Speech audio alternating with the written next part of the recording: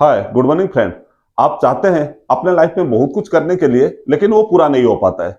आप चाहते हैं आपका हेल्थ, वेल्थ, हैप्पीनेस सब में बढ़ोतरी हो, लेकिन हो नहीं पाता है। इसका रीजन क्या है, ये जानना चाहते हैं तो ये वीडियो आपके लिए है। हाय फ्रेंड, मेरा नाम कौन प्रसाद मिश्रा है और मैं एक सर्टिफाइड फाइनेंशियल प्लानर हूँ। पिछले 14 सालों से हमने 1000 से ज्यादा फैमिली को फाइनेंशियली फ्रीडम प्रोवाइड करते हुए आ रहे हैं। आज ये वीडियो में हम लोग जानेंगे किसी भी चीज को जानना और समझने, इसमें क्या डिफरेंस है। आइए एक स्टोरी से समझते हैं। तो एक बार क्या हुआ, एक जूता कंपनी था, उसने फोकस किया कि कहां जाने से मेरा सेल ज्यादा बढ़ेगा। नो डाउट बहुत अच्छा कंपनी था, उसका सेल्स भी बहुत अच्छा था, तो वो अपना नया एरिया एक्सपेंड करने के लिए सोच रहा था। तो उसने देखा अफ्रीका में एक कंट्री ऐसा है जहां पर कोई भी आदमी शू नहीं पहन रहा है। तो उसने अपना कंपनी का टॉप सेल्समैन को बुलाया और उनको बुलाया, देख ऐसे ऐसे बात है, वहां पर कोई नहीं कर रहे, अगर आप जाएंगे तो नो डाउट वहां पर हमारा सेल्स बहुत बढ़ जाएगा और कंपनी का भी प्रॉफिट होगा और आप लोग को भी बहुत बेनिफिट मिलेगा। अगर आप वहां जाएंगे तो आपका सैलरी डबल हो जाएगा, आपको टीएडीए मिलेगा, आपको एक्स्ट्रा बेनिफिट बहुत सारे मिलेगा। तो वो सेल्समैन भी खुशी खुशी राजी हुए और वो वहां गए। वहां जाने के बाद उन्होंने कोशिश करना अपना शुरू किया। 3 महीना चला गया, 3 महीना में कुछ भी सेल नहीं हो पाया।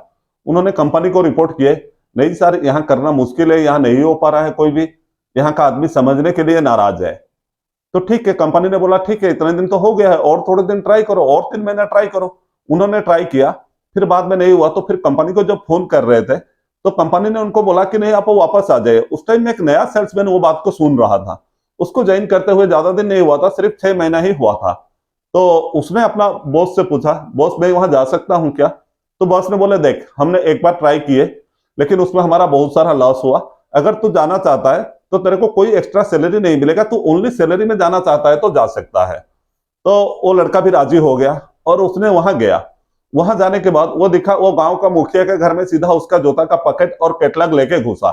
जैसे वहां घुसा तो उनको मुखिया ने बोला, अरे तेरा भाई आया था पहले से, हम लोग को 6 महीना तक पाठ पढ़ाए, लेकिन हम लोग तेरे पाठ में पढ़ने वाला नहीं है क्योंकि हमारा जनरेशन में कोई नहीं पहन रहा है, तो हम लोग क्यों बेकार का इसको पहनेंगे। तो उसने बोला नहीं सर, मैं यहाँ आपको जूता बेचने के लिए नहीं आया हूँ। कंपनी ने मेरे को जब यहाँ भेजा है तो मेरे को यहाँ 3 महीना 6 महीना ऐसे रहना पड़ सकता है। अगर मैं रहूंगा तो मैं अकेला कैसे रहूंगा, मेरा यहाँ तो परिवार का कोई नहीं है, आप लोग जो है आप ही मेरा परिवार है, आप ही मेरा सब कुछ है, कोई भी अच्छा बुरा होगा तो आप लोग ही मेरे को देखभाल करेंगे। तो वो बोले ठीक है, तो फिर बैठ बातचीत करते हैं। तो इधर उधर का बातचीत होने लगा। उसके बाद वो आदमी ने, सेल्समैन ने पूछा, सर यहाँ कहीं अच्छा होटल है क्या, मेरे को खाना चाहिए खाने पीने के लिए। तो उन्होंने, मुखिया ने बता दिया, हाँ इससे चले जाना और बाएं साइड में देखना एक होटल है, अच्छा होटल है, अच्छा खाना पीना देता है। तो वो बोला सर मैं तो नया हूँ, क्या आप मेरे साथ जाने का थोड़ा कष्ट करेंगे? तो मुखिया भी राजी हो गया, खाली बैठा था तो बोला चलो चलते हैं। वहां जब जाके खाने के लिए बैठे तो वहां पर उसने बातचीत शुरू किया और बोला सर, मैं मुखिया को पूछा मैं आपसे एक क्वेश्चन करूंगा तो बुरा नहीं मानेंगे? तो मुखिया ने बोला बोलो ना, क्या बात है? तो उन्होंने बोला सर जूता जो नहीं पहन रहे हैं इसके चलते आपको अभी तक कोई प्रॉब्लम नहीं हुआ है कभी? तो बोलता है हाँ छोटा मोटा होता है। तो बोलते हैं छोटा मोटा मतलब? नहीं, कभी कभी कांटा घुसता है, कभी कभी कांच में पैर लग के कट जाता है पैर। और क्या क्या होता है सर? तो मुखिया थोड़ा सोचे, बोले नहीं, कभी कभी ऐसे जाते टाइम अगर अनदेखा में पत्थर में टकरा गया तो वहीं पर नाखून उखून भी टूट जाता है और इंजरी होता है। तो उसमें क्या करते हैं उसके बाद सर?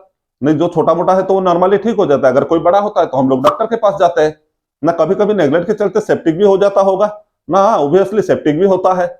तो फिर क्या होता है? नहीं, डॉक्टर के पास जाते हैं। तो सर एक बार जब डॉक्टर के पास जाते हैं तो कितना पैसा खर्चा लगता है? वो बोलते हैं नहीं, 400-500 रुपया खर्चा लग जाता है। नहीं, फिर आपको तो काम भी बंद करना पड़ता होगा, जैसे सेप्टिक हो गया, आपको पेन हो रहा है तो काम भी बंद करना पड़ेगा, और छोटा सा छोटा हो तो भी 1-2 दिन का तो आपको तकलीफ झेलना पड़ता होगा। उन्होंने बोले हाँ ये सारे तो होता है। तो उसके बाद बोले अगर कोई वजह से वो सेप्टिक ना रुका और बढ़ते गया तो जरूरत पड़ने पर पैर काटना पड़ भी सकता है? तो बोला हाँ वो हो भी सकता है। तो बोला अगर मैं आपको 1 लाख रुपया दूं तो आप मेरे को अपना एक पैर देंगे क्या? तो मुखिया थोड़ा शौक हो गए, बोले ये क्या बात कर रहा है? तो बोले नहीं, ऑब्वियसली सर आप जूता नहीं पहन रहे तो कभी ऐसी भी सिचुएशन हो सकता है ना। तो अगर आप देखेंगे 2-4 दिन तकलीफ भी झेलते हैं, फिर डॉक्टर के पास जाते हैं, फिर दवा लाते हैं, इतना सारा काम करते हैं, लेकिन अगर उसी में ही देखेंगे तो मेरा जो जूता का कष्ट है वो तो डॉक्टर का कष्ट के बराबर है या उनसे भी कम है। 500 रुपए में तो हम लोग का जूता आ ही जाता है और उसका भी 1 साल का गारंटी है। 1 साल के अंदर कुछ होगा तो कंपनी आपको नया जूता दे देता है। तो जूता अगर पहनने से हम लोग का पाँव में इतना सारा बेनिफिट होगा, हम लोग को कोई तकलीफ झेलना नहीं पड़ेगा, हम लोग को कभी अपना काम बंद नहीं करना पड़ेगा, और ऐसे कि उसके चलते अपना पैर भी ना काटना पड़े। तो पहनना चाहिए कि नहीं सर? और जैसे बारिश में पानी वानी लग के इन्फेक्शन कहीं होता है, कहीं कीड़ा उड़ा लग के अपना जो भी छोटा मोटा इन्फेक्शन भी होता है वो भी कभी कभी होता रहता है ना। हाँ, वो तो होता रहता है। तो इतना सारा अगर फायदा है तो हमें जूता पहनना चाहिए कि नहीं? मुखिया ने बोला बात तो तू सही बोला, एक्चुअली ये करने से इतना सारा अगर हम लोग को बेनिफिट होता है, हम लोग इसके बारे में कभी नहीं सोचे थे। हम लोग बोल रहे थे नहीं, अपना पुरखों में कोई नहीं पहन रहा है तो हम लोग नहीं पहनेंगे, हम लोग जानते थे जूता का नॉर्मल बेनिफिट। तो यहाँ दोस्त डिफरेंस आया जानना और समझना, नोइंग और अंडरस्टैंडिंग में। तो हम लोग लाइफ में कोई भी प्लान करें तो हम लोग बहुत सारे चीज को ही क्या करते हैं, कोई भी अगर अपने पास एडवाइजर आता है तो हम लोग बोलते हैं कि नहीं ये मेरे को पता है, ये मेरे को पता है, लेकिन हम लोग अंडरस्टैंडिंग में नहीं जाता है। लेकिन अगर जहां हम लोग अंडरस्टैंडिंग में जाना शुरू करेंगे, नो डाउट छोटा से छोटा छोटा चीज में भी हमें बहुत बड़ा बेनिफिट मिल जाएगा।